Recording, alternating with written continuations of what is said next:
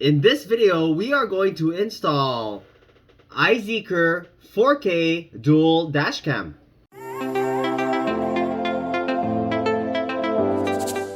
Hey guys, welcome back.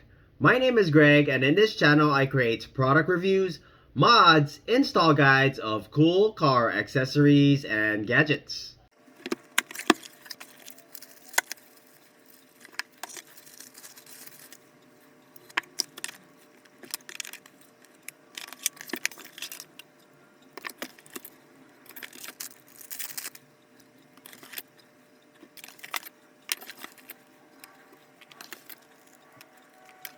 Here's the dashcam unit, 3-inch IPS touchscreen. On one side, you have your control button, your reset button, and the microphone. On the other side, you have your memory card slot. It supports up to 256 gigabytes. On the bottom are your speakers. On the top side, you have two Type-C USB ports. One for your GPS and power supply, the other for your rear camera. This slot here is where you connect your suction cup mount. Here you have your adjustable front camera, which records at 4K resolution with a field of view of 170 degrees. This is your included suction cup mount. Simply take your camera. On the top here you find the groove. Simply place it in and then slide to lock into place. Now you can mount it using your suction cup, or you can directly mount it on the windshield using this and the electrostatic film. You have your adjustable rear camera, which records at 1080p with a field of view of 170 degrees. You can directly mount this onto your windshield. On the top is where you plug in your USB-C cable. Includes your data cable, Type-C USB-C. This is your rear camera cable, Type-C USB-C, which is 6 meters long. And we have your 12-volt power supply, which includes an extra USB port. The cable is about 3.5 meters long, and it has an integrated GPS module. At the end of it is a Type-C, which you plug directly to your camera. If you're interested in this product, I'm going to leave the product link in the description below. For the install, I'm going to use this suction cup mount. You want to place it where you want to place the camera. And then you just turn clockwise to lock into place. Then you take your dash cam, align the notch with the bottom part right here, and then you just lock it into place.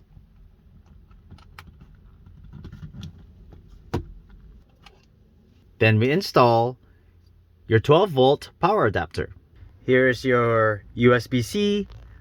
Hit it on the headliner, ran down the pillar all the way over here.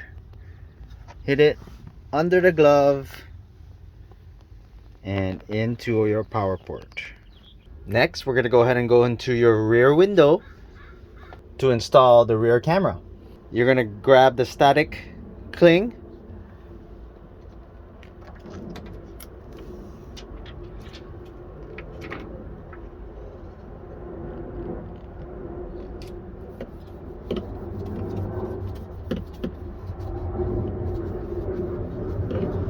And then grab your rear camera. Go ahead and peel off the backing and then stick it into place. Make sure you have enough room for the plug on top.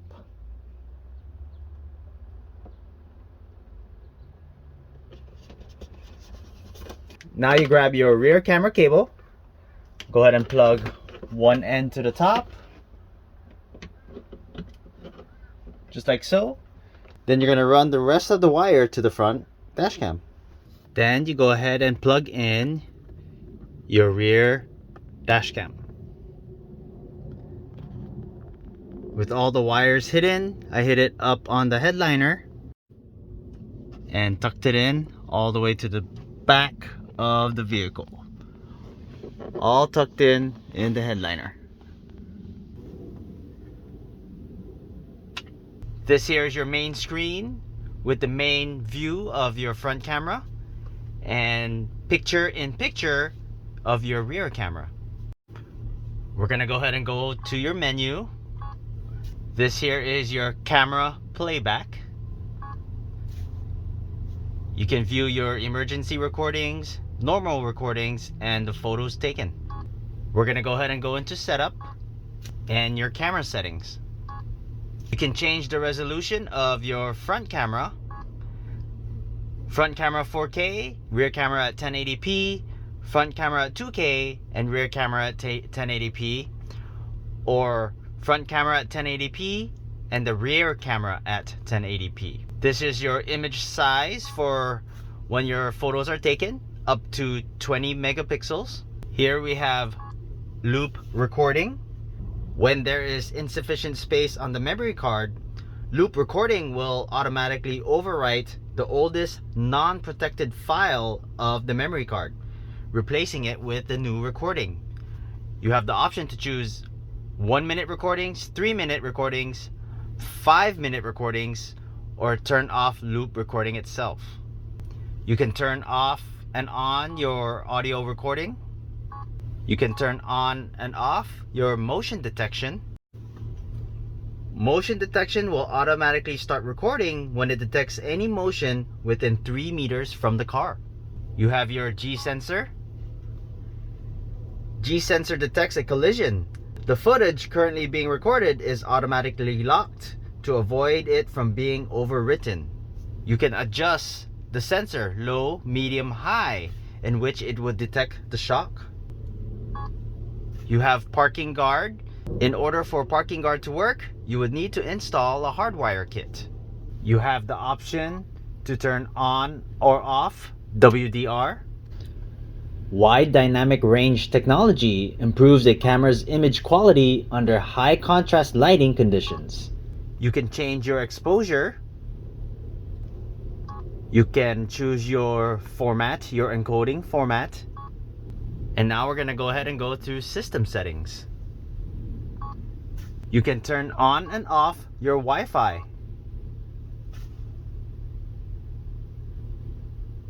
Here we have your display mode. This would be your default display. So let's say I want my rear as a default. We're gonna go ahead and select it and go back. And now I have my rear camera as the main display. The first one would be just your front camera as the main display. Second one would be just your rear camera as the main display. And third one would be your front camera would be your main, and the rear would be your picture-in-picture. And the fourth one, we have your rear camera as the main display and the front camera as your picture-in-picture. Rear camera mirror, that's if you want to flip your rear camera image. Here we have your auto power off. This shuts down the camera after 1 minute, 3 minutes, or 5 minutes. I'm just gonna turn that off. Next we have screensavers. You have the option to turn off screensaver or have it turn off after 1 minute, 3 minutes, or 5 minutes. You have your beep sound. That's the sound that you hear when I press buttons. Let's go ahead and turn that off. And as you can see, no more sound. And let's turn it back on. Your boot sound is when you turn on your vehicle and you can hear the startup tones.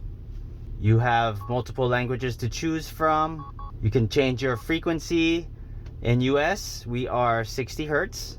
You can turn on and off your GPS, and you can change your speed unit depending on which country you're in. We use miles per hour. You can change your date and time. You can have your video stamped with the date. Leave it on if you want it stamped. Turn it off if you don't want it stamped. You can enter the license plate of your vehicle, and you can have that stamped on your videos as well. You can format your SD card. If anything fails, you can go back to default settings. This is the software version that you have.